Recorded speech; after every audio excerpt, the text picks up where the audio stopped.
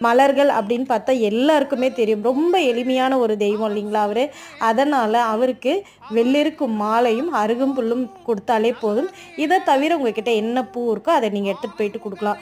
பிரசாதம்னு பார்த்தீங்கன்னா, அவருக்கு ரொம்ப பிடிச்சது கொழுக்கட்டை, சுண்டல், அவல் பொரிக்கடலை, அதுக்கப்புறம் சர்க்கரை பொங்கல். நீங்க எது வேணாலும் அன்பா நீங்க எது குடுத்தாலும் அவர் வந்து ஏத்துக்கிட்டு உங்க குறையெல்லாம் தீர்த்து வைப்பாரு. அதே மாதிரி காரிய தடை இருக்கு அப்படின்னா, கண்டிப்பா நீங்க விரதம் இருந்து வழிபாடு செய்யுங்க.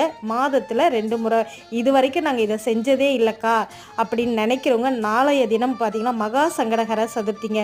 விநாயகர் சதுர்த்திக்கு முன்னாடி வரக்கூடிய ஆடி மாதத்துல வரக்கூடிய தேய்பிறை சதுர்த்தியை தான் நம்ம வந்து மகா சங்கடகர சதுர்த்தி அப்படின்னு சொல்லுவோம்.